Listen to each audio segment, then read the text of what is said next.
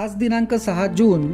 आजच्या प्रवचनाचा विषय भगवंत आणि मी वेगळे नाहीत.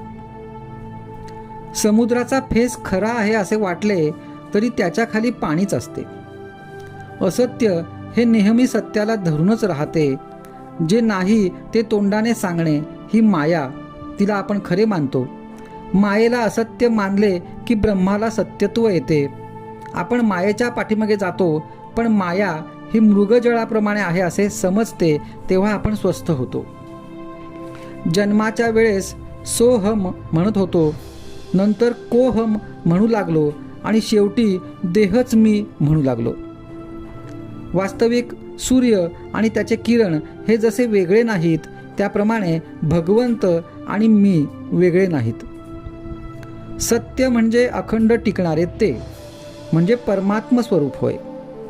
सच्चिदानंद स्वरूपाच्या ठिकाणी मन चिकटून राहणे यालाच अनुसंधान असे म्हणतात. भगवंता वाचून इतर सर्व म्हणजेच उपाधी होय. मला कळत नाही असे वाटणे ही परमार्थाची पहिली पायरी आहे.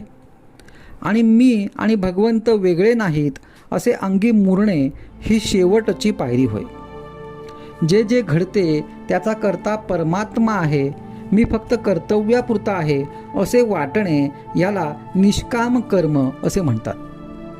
आणि आले तर भोगले, गेले तर सोडले हे सहज कर्म होय.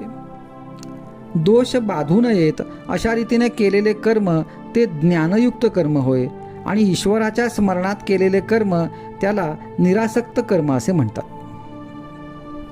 अमुकच फळ मला मिळावे ही वृत्ती सोडणे याचे नाव निरासक्ती होय. विषयांची विरक्ती झाली की त्याला ज्ञान झाले असे म्हणतात.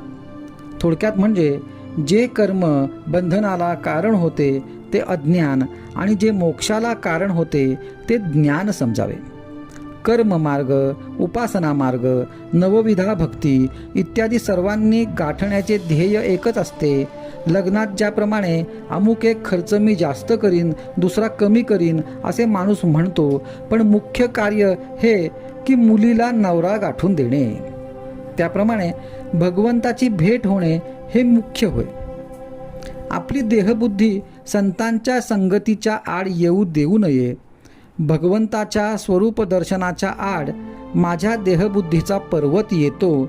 सर्व साधनांचा उपयोग अभिमान नाहीसा करण्यासाठी असतो. नामस्मरणाने हे काम लवकर होते. आणि म्हणूनच सर्व साधनांचे सार भगवंताचे नाम हेच आहे. ते आपण श्रद्धापूर्वक घ्यावे आणि भगवंताशी एकरूप व्हावे. आपण प्रयत्न करीत असताना भगवंत माझ्या पाठीशी आहे ही भावनाच आपल्याला उद्धरून नेईल याची खात्री बाळगा आणि भगवंताच्या नामात आनंदात कालक्रमणा करा. आजचा सुविचार.